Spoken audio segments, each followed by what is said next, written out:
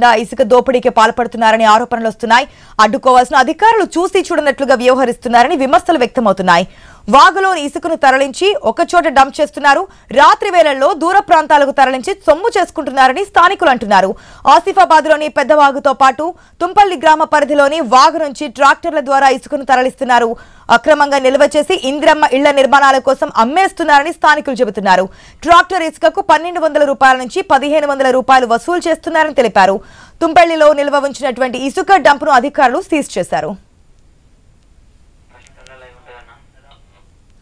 Right, మన screen లో కూడా చూస్తున్నాం. ఏదైతే ఇసుక డంప్ చేసినటువంటి విధానం ఇది ఆసిఫాబాద్ లో చోటు చేసుకుంది. ట్రాక్టర్ సంబంధించి ఇసుక 1200 నుంచి 1500 రూపాయల వరకు ఈ అక్రమార్కులు అమ్ముతున్నట్టు తెలుస్తుంది. పూర్తి అప్డేట్స్ మా ప్రతినిధి శ్రీనివాస్ ద్వారా తెలుసుకుందాం. శ్రీనివాస్, ఎప్పటి నుంచి జరుగుతుంది ఇదంతా?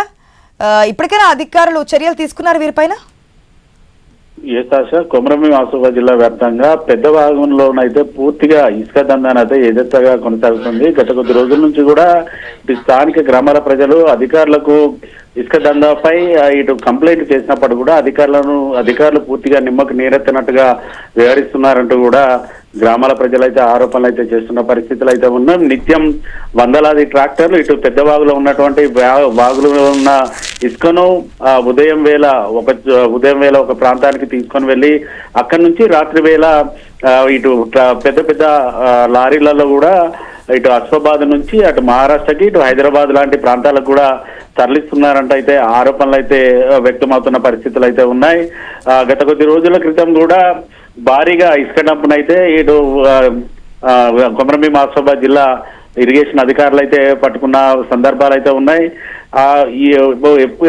ఎప్పుడో ఒకప్పుడు అయితే నిత్యం ఏదో ఒక చోట ఇటువంటి డంపులను పట్టుకుంటున్నప్పటికీ కూడా ఇసుక దందా చేసేవారు మాత్రం తమ బంధాన్ని అయితే వదిలిపెట్టడం లేదు.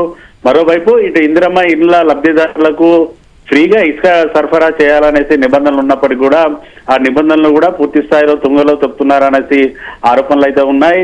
ఇటు ఇందిరమ్మ ఇండ్ల పేరిట కూడా ఇసుకను ఇటు పెద్దవాగు నుంచి తరలిస్తున్నారు. ఇటు లబ్ధిదారులకు ఆ ట్రాక్టర్ల ద్వారా చేరాల్సిన ఇసుకను కూడా ఇతర ప్రాంతాల్లోకి డంపులు పెడుతున్నారంటూ కూడా ఆరోపణలు అయితే ఉన్నాయి. ఇప్పటికైనా జిల్లా స్థాయి అధికారులు ఖచ్చితంగా పూర్తి స్థాయిలో ఇసుక దందా చేస్తున్న వారిపై నిఘా ఉంచి ఖచ్చితంగా వారందరినీ కూడా ఈ దందా చేయకుండా కూడా అరెస్ట్ చేయాలంటూ కూడా ఆరోపణలు అయితే వెల్లెత్తుతున్న పరిస్థితులు అయితే ఉన్నాయి. మరోవైపు ఇటు ఇతర పార్టీలకు సంబంధించినటువంటి కానీ గ్రామాల నుంచి ప్రజల నుంచి అయితే ఒకటే వినిపిస్తోంది. అధికారులను ఇసుక దందా చేస్తున్నటువంటి వారందరూ కూడా కుమ్మక్కై కూడా ఇటు అధికారులకు కంప్లైంట్ ఇచ్చినా కూడా పట్టించుకోవాలంటే అయితే ఆరోపణలు అయితే వ్యక్తమవుతున్న పరిస్థితులు ఉన్నాయి కొమరంభీం జిల్లాలో. Right Srinivas, thanks for the update.